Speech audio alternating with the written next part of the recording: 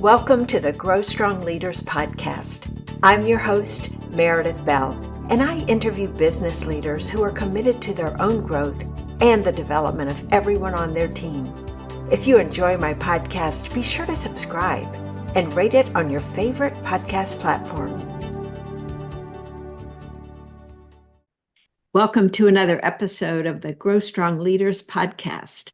I'm your host, Meredith Bell. And as you know, if you've been listening to my show for any time, you know that I love bringing on guests who have focused on their own development and also are committed to helping others grow. Well, my guest today has been doing that for years, and I'm so delighted to welcome to my show, Jennifer Mrozek Sukalo. Jennifer, welcome to my show. Thank you so much. It is just such a pleasure to be here.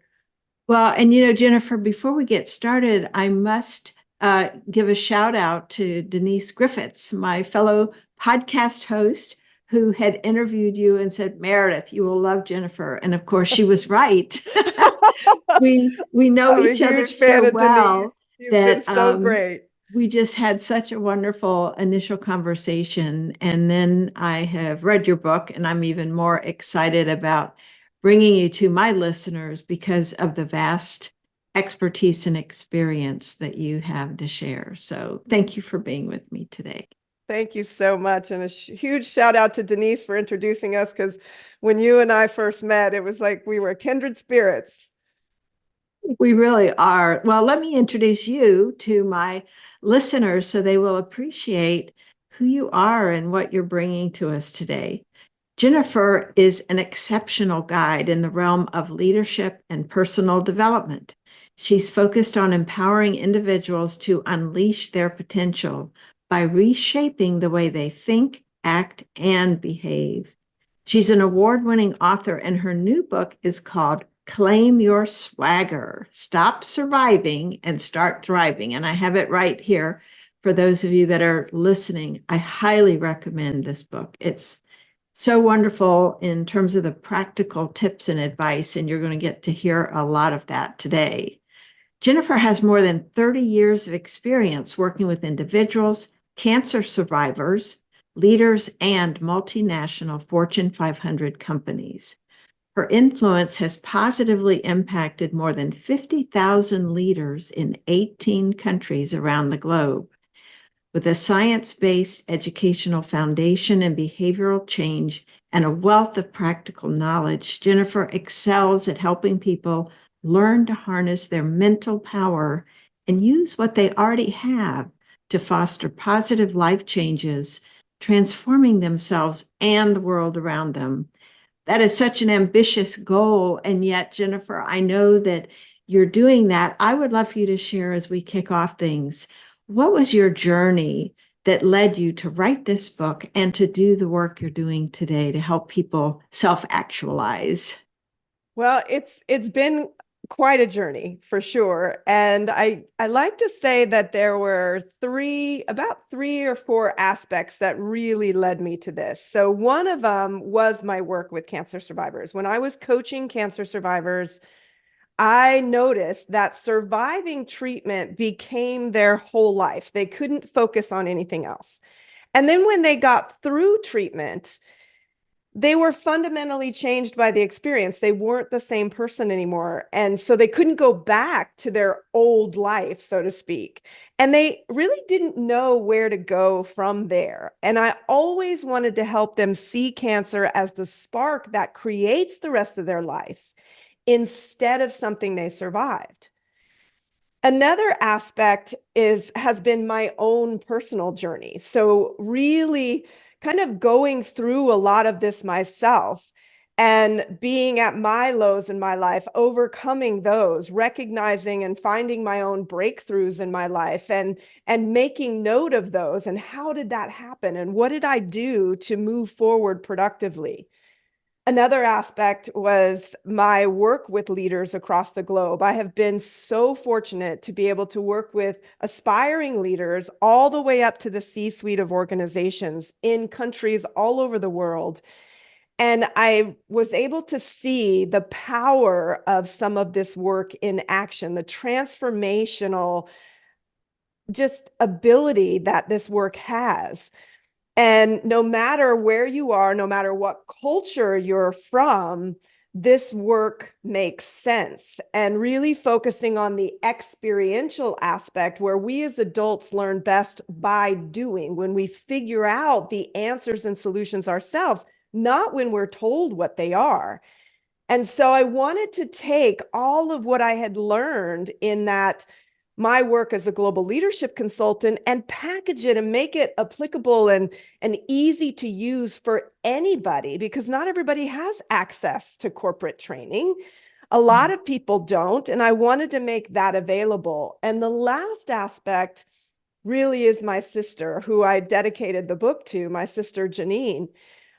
She was one of those people that just never seemed to be able to be happy in this world. And I always wondered if I'd been able to help her see how amazing she already was, to tap into and use what she had to be able to figure out and find her own happiness in life and recognize that she was actually the leader of her life and that she could do something about it. I always wondered if she would actually still be here today. And I wasn't able to help my sister, but I am here to help so many other people now. And it's one of the reasons why I'm so passionate about it.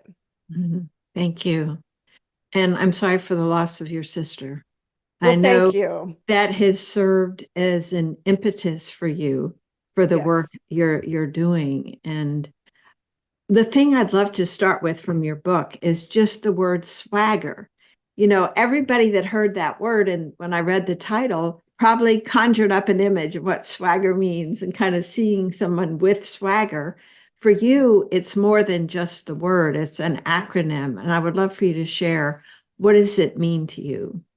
Well, I've defined a swagger in a couple different ways. So, one, I like to describe how I see swagger because, and how I visualize or envision swagger, because it's not the dictionary definition of swagger. If you look swagger up in the dictionary, there are some quite unflattering, in my opinion, words around it. Arrogant, these kinds of, and that's not what I mean by swagger. So, I always like to give people kind of a visual representation. So, let's say, we've probably all encountered this person where you see someone who literally just lights up the room.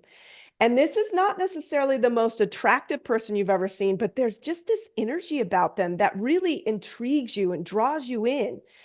And they have this quiet self-confidence and assuredness. They really know who they are. They are comfortable in their own skin and they are unapologetic about being who they are. And if you were dining in the same restaurant with them, you would probably tap the waiter on the shoulder and say, excuse me, could I have whatever they're having, please? Because I really, really want what they've got. And so that's kind of what I mean by swagger. But to your point, Meredith, it is so much more than just a word. I say that it is a lifestyle and a practice, which is something that needs to be worked on and lived daily. And to do that, I actually broke the word down into an acronym. And so the letters stand for the work that you need to do to be able to claim your swagger. So the first two letters, SW, stand for self-worth. The A stands for appreciation for your strengths and limitations. The first G is gratitude for how your life experiences have helped shape who you are. The second G is grounded in your core values. E is empowered to overcome your self-limiting beliefs. And R is renewed through a greater focus on your passion and purpose. Yeah, that's a great summary. And we don't have time today to cover all of them, but I've got questions about a number of them. But before we dive deeper, let's zoom out because I really like your formula of the power of three Ps. You already mentioned one of them, practice. So talk about why that's sort of the overarching theme over all of these aspects. Well, because the changes that I talk about and that I help people initiate for themselves within the book and within the work of swagger is dealing with creating new neural pathways. So we're kind of undoing some old habits. We're reshaping, as you said, the way we think, which then impacts the way we act in our behavior. And that takes time. Mhm. We have to realize that it's taken us a long time to kind of get to where we are and who we are today. And if we want to make some changes to that, we have to be patient with ourselves because that takes time. Making or creating a new habit is not something that you can flip a switch. You have to literally create that new neural pathway that now becomes your new habit. And that's over time. And so we have to be patient with ourselves. And we can't get good at anything if we don't practice. So we have to be willing to put the time in to shape that new pattern of behavior, that new way of thinking, and be willing to persevere, because if we stop when things get hard, we're never going to succeed. But if we just keep going, no matter how difficult things become, we will get to the other side. We will actually succeed. And so when you put those three together, it becomes P to the power of three: patience, practice, and perseverance. And that is how we succeed. Mhm. Well, I just think that's so powerful because I am so with you on this need to rewire our brain and the fact that that takes time because we have these established pathways. We're not coming at a particular area as a blank slate where Right. we're laying down new ground. We're having to create new ground that's stronger than the old expressway that we've already got. Well, And exactly. so one of the things that I loved was the story you told about patience, because, and one of the things I liked about it was that you were talking about it's a choice and a behavior. Right. And I just loved that. And I would love my listeners to really consider that because we may think of it as one thing and not the other, but it's that combination of I'm choosing to be this and then I'm actually doing it. And Right. your example at the of getting a new mobile phone was just so powerful. So would you share that story and what the Sure. takeaways were for you? I sure will. So I am not well, as many of us, I don't really like change that often. So to have to change to a new phone is a big deal because they keep changing the tech and then you have to learn how to use it again. So I hold off until it's absolutely necessary. And my phone finally pushed me over the edge because it wouldn't even hold a charge for a day. Like I was having to recharge it all the time, and I finally said, "Okay, that's it. I've got to get a new phone." And I went to the phone store because again, I am not one of those people that can order a phone online and bring it and then have to do all the stuff myself. It's just not a good combination. I would much rather have everything done, that I have technical support right there to help me through everything. So I go to the store and there's only a couple people literally in there in sitting down already working with people ahead of me. So I'm thinking to myself, this will be done in no time. Well, I was so incredibly wrong about that. For some reason, the people that were being helped in front of me it was just taking eons of time. And there was this couple that was working with this individual, one of the helpers, one of the technical assistants, and one of the salespeople. And they were a more mature couple who had flip phones, which I didn't even know that they still existed, to be honest with you.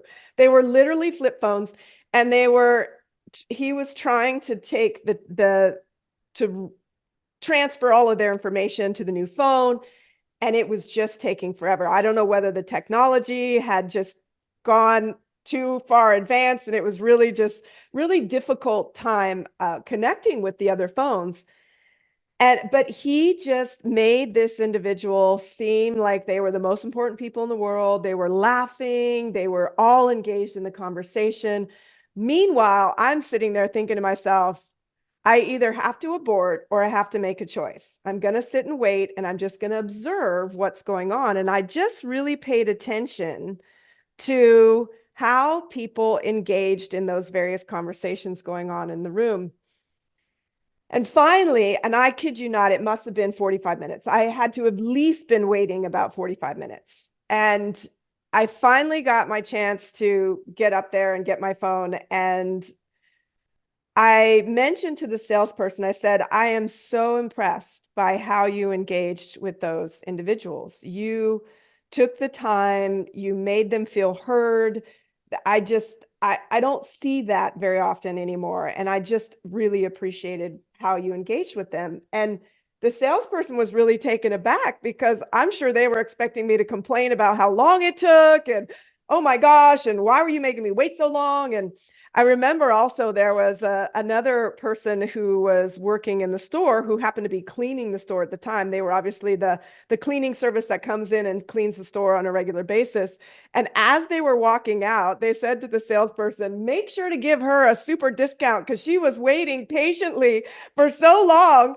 And I'm thinking to myself inside my own head going, if they only knew the conversation that was going on in my head during that whole time of me arguing with myself and kind of saying, Jennifer, you're no more important than anybody else here. What makes your time any more valuable than theirs? And you can choose to either abort or you can choose to wait. It is your choice. And it's also your choice as to how you behave during that time. And I noticed a couple of things in that interaction. One, it really highlighted that concept of what you mentioned, Meredith, that it is truly a choice. And we can choose to be patient, and we can also choose how we wait, how our behavior is during that time that we're choosing to be patient. And I also really recognize the importance of just paying attention to what's going on around you, that there are lessons everywhere Mhm. if we're open to seeing them. And so those were a couple of the things that came out of that interaction and why I wanted to share just a normal everyday occurrence with people, because there's so much that we can learn if we're open to it. Such good points. So, just for whatever we are choosing to work on to improve in ourselves, that willingness to see where our choices lie so we don't feel trapped, and Right. also recognize we can also choose, our behavior. So, the internal and the external piece together. Thank you for sharing that. I was so struck by that because it helped me remember in every situation we're in where we could get annoyed, irritated, frustrated, impatient, whatever, if we can instead realize I can choose something better. And That's right. even tying in with your gratitude, That's right. chapter, this idea of what could I be grateful for about this Mm-hmm. that's happening? So I'm not resentful. I'm not playing around with these negative emotions and giving them control, Mm-hmm. but instead looking at, as you said, what could I observe? What could I do instead of Mm-hmm. reacting negatively to this? So thank you for that. The Absolutely. self-worth part, I was fascinated with that also. You have this wonderful self-assessment that you included there to help someone, evaluate. And then Yeah. with the results, you break it out into three areas, if you Mm-hmm. will, types of. So it's not just one self-worth layer, there are multiples. Would you talk a little bit about those? I'd love my listeners to be thinking about which, if any of these, might be areas I would want to look at related to my own self-worth. Sure. So one of them is how attractive we feel, and how attractive how others see us as being attractive. Another one is our performance. So how we perform in things or how others view our performance. And then the other one is really how others perceive us, and not so much on an attractive level, but whether or not we're lovable, valuable, and so forth. So how we are perceived by others outside of that kind of attractiveness aspect. And the reason why I focused on these three particular elements is partly because they are so powerful that whether we realize it or not, we put a lot of worth in those, or put a lot of our effort into those three areas in our life. And yet they are all external factors. And when we place our own worth in the hands of external factors, it becomes incredibly vulnerable because those external factors we don't have control over. And so when we put our worth into something that we no longer have control over, we've basically given our power away. And that means that we're no longer in control of our own self-worth. And I found that a lot of people, I've had many, many people tell me that self-assessment was really eye-opening for them because they thought they had a pretty strong sense of self and a pretty strong self-worth, and realized how still vulnerable they were in certain areas because they didn't realize how much stake they put in those different areas or how important those different areas were to them until they really confronted themselves and were very honest with themselves about it.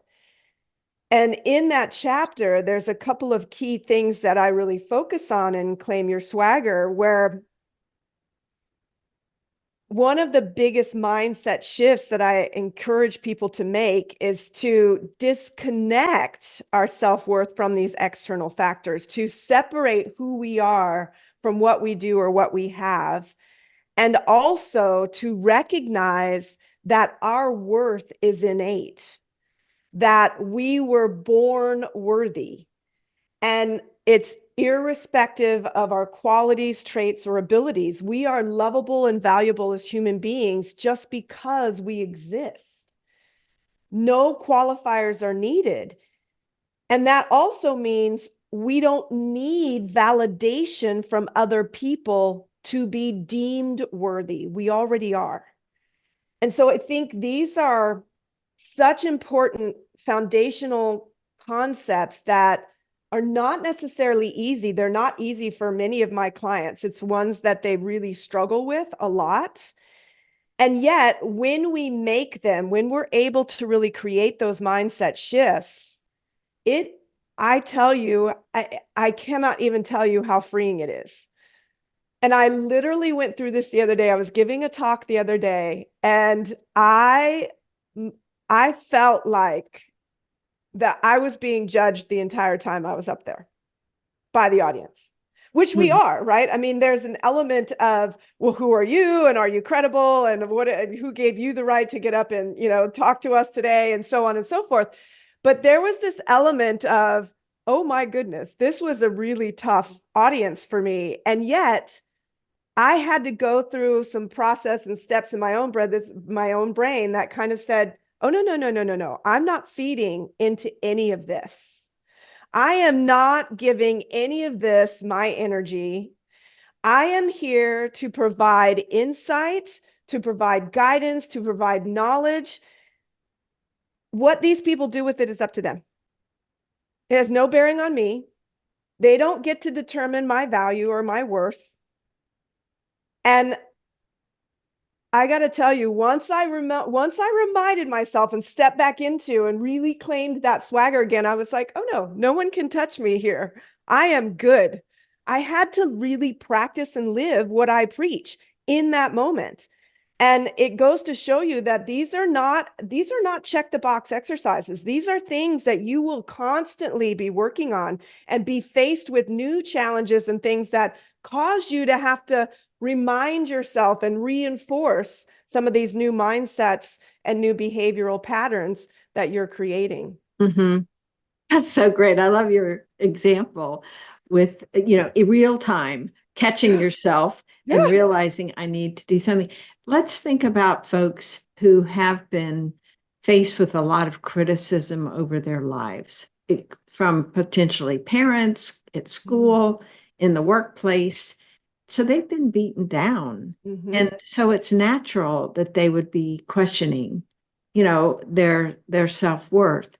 What is something that you might suggest as a first step or first and second step that they can do to sort through the external and what's really true about them. Because when you were saying everyone has value just because they're born, some people might be thinking, well, yeah, but if you know me or if you knew what I came from, you wouldn't be so quick to say that. So what do you respond to something like that? So one of the first activities that I encourage people to do to start I call it redeveloping or creating a new relationship with your self-worth. And one of the first steps you can do, and it's one of the simplest things you can do, but it starts that process. I call it acts of kindness. When you can do something for somebody else, one, it feels really good. And part of the reason why that is because it actually initiates the release of chemicals in our brain called the happiness trifecta. And that's what makes us feel good and why we feel good when we help other people or do something nice for someone else. But the other part is when we do something nice for someone else, we're starting to recognize the value and contribution we actually have. That every interaction that we have with another human being is an opportunity to positively impact that person. And then we can start to see, okay, well, wait a minute. I just added value. I just contributed to creating a positive impact. And you can start to build that bank, so to speak, of self-worth. You're making deposits into it. The more deposits you make into that bank of self-worth, the better able you are to challenge those beliefs that you've grown up with that you aren't worthy because you've been beat down for so long. But you can't automatically just attack those without first starting to recognize and see your own value and your own worth. And that's why I say one of the first steps and the simplest things you can do is just start doing some nice things for other people. It sounds strange, but really, if you try it, it is really powerful work. Yeah, it's really magical. I think that when we get preoccupied with ourselves, which can happen, really the best thing to do is look outside myself and who could I help right now? That's right. What could I do? So I love that orientation. And I want to jump ahead. It's further in your acronym down the list, the E for empowering yourself to get beyond your self-limiting beliefs, because it's really tied, I think, very closely to self-worth.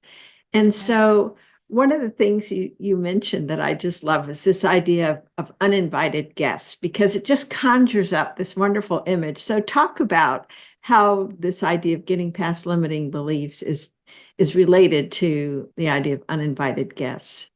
Well, I call our self-limiting beliefs, or in Claim Your Swagger, I call them swagger limiting beliefs. And I call them the uninvited guests because they just show up all the time. It's not like we've welcomed them in or invited them in necessarily, but they will just show up like they did for me just the other day when I was sitting there being judged. And at first they started to have a little bit of a voice. And I went, oh, no. I did not invite you. You are not on the guest list. And I do not need your help right now. So you need to go away. I'm telling you, you're uninvited. And I liked that notion because one, it gives us this sense of, wait a minute, we don't have to let them in. They are guests. We can choose, again, there's that word choice. We can choose to let them in, or we can choose to exclude them from our lives, from the party, from wreaking havoc on our lives. And so I liked that aspect of it. I think it also made a little bit more playfulness around these things that can be so damaging and really sabotaging to our lives. And the other thing that I realized, especially in researching these self-limiting beliefs, is where they come from and where they initiate, I think is really helpful in us being able to let go of them. Because if we look back to just what you were saying earlier, Meredith, about somebody who's been beat down over time, they then have started to formulate these self-limiting beliefs, which actually start from a place of protection. They're meant to protect us from the hurt these other people are putting on us. So we start to create our own self-track and talk track that then keeps us from being hurt by other people. So I'm nothing, I'm not good. So, that's why this person never comes, or my dad never shows up when he says he's supposed to come and get me, or, I'm not lovable enough. And you start to form these beliefs because it's protecting you from being hurt by others. When you can start to identify where yours come from, you have this greater ability to say, okay, I can see why that happened. Is this serving me anymore in my life? Do I need this protection? Have I moved past it? Am I able to cope with these things differently, that I don't need the support of my self-limiting beliefs anymore? And if they're no longer serving us, then we're able to say, okay, thank you very much. I appreciate what you've done for me, but I no longer need your help. And in the chapter, I created this very simple way to kind of come at your self-limiting beliefs, like when they show up, which I did my own version of that when I was in front of the room recently. And it doesn't take very long. I call it doing reps, like when you're in the gym doing repetitions or reps with weights. And the reason I wanted something super simple is, one, it's easy to remember. But before we can uninvite our self-limiting beliefs, we have to recognize that they just showed up. So we have to start to realize what happens to our body. Does my heart start to beat a little bit faster? Do I get a little anxious? Do I get a little weird feeling in my stomach? What's happening, and what's the talk track going on in my head? So that's the R in reps, REP. Recognize. Then the second, the E, is evaluate. You have to evaluate what they're saying, and you get to be kind of, I kind of talk about it, you get to be kind of the attorney in your favorite court case or something, right? And you get to cross-examine and go, excuse me, wait a minute, am I really an idiot? The last time I checked, I'm kind of smart. So I don't think that's really true. So you get to evaluate the claims that your self-limiting beliefs are saying to you. And then the P in reps is pivot. How do I pivot into a more productive line of thinking? So in my case, it was reframing, going, no, one, I'm not going to feed into this. And two, I have so much to offer and give these people. What they do with it is their own thing. But I'm here, and I need to be at my best to be able to provide and be a vehicle for sharing this information. So that's a little bit about self-limiting beliefs and why I call them kind of the uninvited guests. Mm-hmm. Well, I loved that REP, the rep, and thought that is so valuable. I'm really glad you brought that up, because I was going to ask you about it, because one of the things that I think is challenging for us is to even be able to recognize when that is a self-limiting belief, because sometimes we think it's the truth, right? We say these things because of past experience. And so, to me, this whole aspect of believing it can be an obstacle, because this R, the recognize, that's the step one, becoming aware of when something is creeping in. You mentioned, paying attention to your bodily reactions to things, your heart rate, also what's going on in your mind. Is there anything else that you might suggest to help someone who really wants to identify what the heck are these ideas that I'm having about myself that are holding me back? What are some suggestions you have for identifying them? Well, I think paying attention and becoming more aware of how you're feeling and what's going on with your body. And I use in the book Claim Your Swagger, I use the example of a professional tennis match. And I use that example because it's really clear. You can see the entire body language shift of the tennis player who's going through what I call a self-limiting belief hijacking. Because their body goes from, I would say, being more like, okay, I'm a gladiator, I can tackle the world, and here I am, and I'm this professional athlete, and I'm amazing, and look at what I can do, to, I can't do anything. I can't even hit the ball across the net, and their whole body just shifts.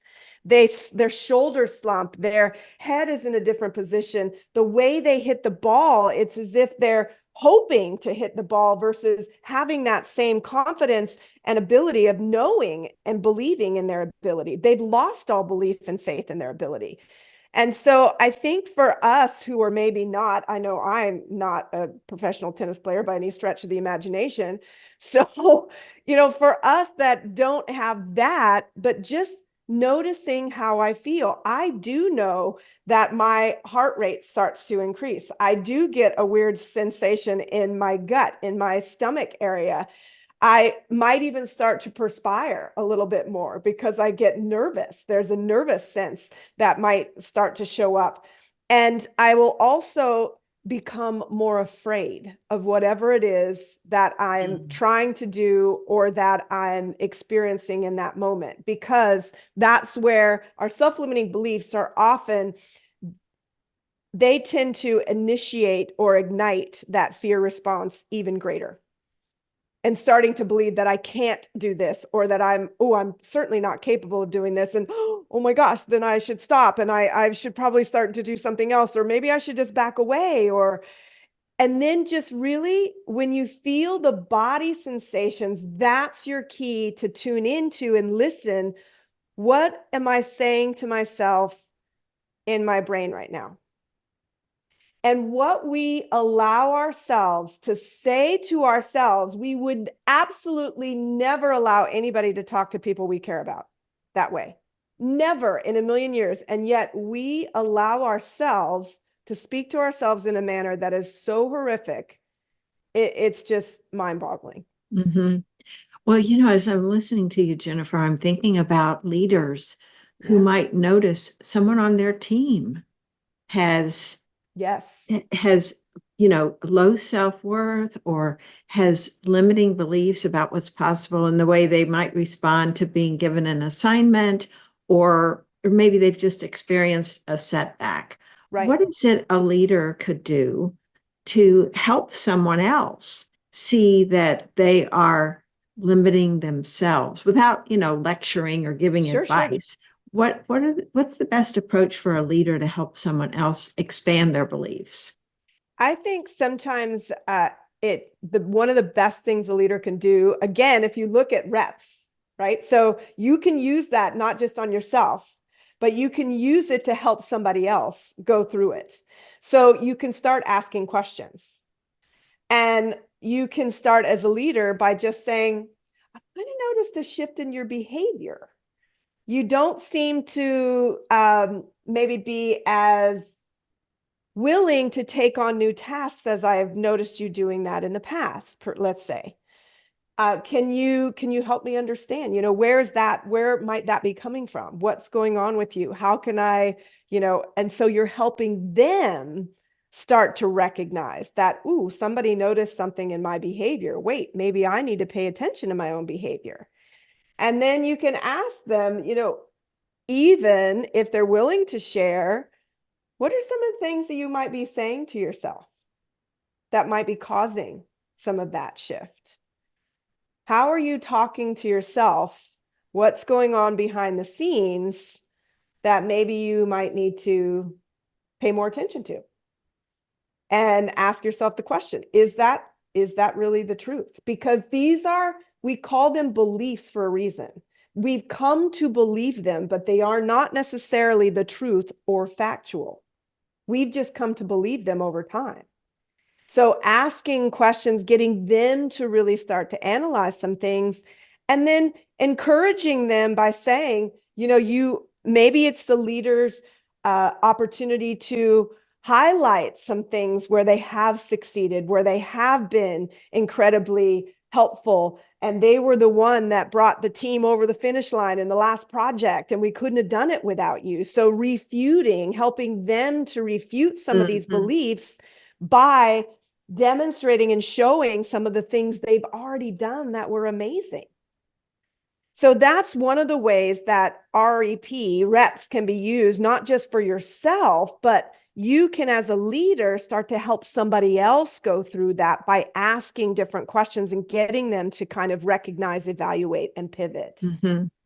But one thing I will say also that I find fascinating when it comes to self-limiting beliefs and leaders, and I found this across the globe. It did not matter what culture you were from.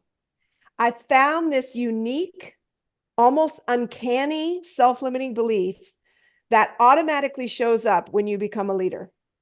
This automatic thought process that all of a sudden, now I'm a leader, I have to have all the answers. And I mean, literally found it everywhere, which of course, I mean, we can't possibly have all the answers, but there's this weird thing that all of a sudden I'm a leader now. Oh my gosh, I need to know everything. I have to have all the answers. No, you don't. And that is a self-limiting belief, and it keeps you from being an exceptional leader. And you have a choice to not allow that guest in. I love that. It is so true. I've seen and heard that so much over the years. And so, what is it that a leader could replace that with? If they're hung up on, I've got to have all the answers, what's a more helpful belief for them to adopt? I am here to facilitate and encourage and help my people be at their best, for all of us to perform at our best. I am not here to have all the answers. I am here to create an environment and unlock people's potential. I am here to help people discover the answers and solutions. And I can also very easily say to people, I don't have the answer to that, but let's discover it together, or let me go out and find the answers to that. Just knowing that that is not what you're there for, is to have all the answers, but recognizing more this notion that actually a leader's job is to help unlock the potential of the people they lead. That's a much more powerful place to be and a much more productive place to be. And that doesn't mean we have to have all the answers, because we're human beings. We can't possibly have all the answers. Yeah, that's great. I love that. Thank you. You know, Jennifer, we could talk for hours, I know, about all the other parts of your book. And I just want to encourage people to get a copy of it because, again, it's called Claim Your Swagger. And one of the areas we didn't get to touch on is the distinction between talents and strengths. And I think people need to understand the difference of those and what they can do to really develop a talent, a natural talent, into a great strength. And there are just so many other areas you cover beautifully. Your storytelling is remarkable. I Thank just you. highly, because it feels like a conversation. Well, You know, I'm glad you said that, Meredith, the because way that you was my insert intent. phrases, I know you think I'm kidding, right? But I'm not. You know, that kind of thing just makes it immensely enjoyable to read. And also, it's so insightful because to me, it was really truth telling at its best with making it realistic, helping people understand those three P's right up front. You know, you've got to be exercising the practice, the patience, Yeah. and perseverance to make those changes. So, thank you so much for the contribution you're making in the world that you've made today with my listeners, and let people know how they can get a copy of your wonderful book, connect with you, and learn more about the services that you offer. Absolutely. So that you can get Claim Your Swagger pretty much, I mean, wherever books are sold. I mean, you can go to my website, SwaggerU, that's the letter U.com, which is short for Swagger University. You can click on explore, and I think it'll pop up with books. There's all kinds of links right there that'll take you to some of your favorite bookstores or retailers. You can go to Amazon, Barnes and Noble, wherever you'd like to grab your copy. I will also be having a audiobook coming out. I did record it in my own voice, so I'm reviewing the edited file. So stay tuned for that to come out. And I'm going to be doing my very first TEDx talk in February. It's going to be February 16th of 2024. So excited to be able to share that with a totally new audience and share the swagger message. People can reach out through the website. They can take a swagger quiz, which will put them on my email list. There's a way to contact me through the website. They can find me on Instagram, Facebook, LinkedIn. All of those places are opportunities to reach out and connect with me. And I do personal one-on-one coaching. I'll be doing group coaching. I do facilitation and workshops for organizations, as I have done for all over the world. I also do keynotes and speaking engagements and retreats. So there's a wealth of things that I do, and feel free to reach out and ask me some more questions. And if there's an opportunity where you want me to come and speak or engage with a group of people that you know, don't hesitate to ask. That's great, Jennifer.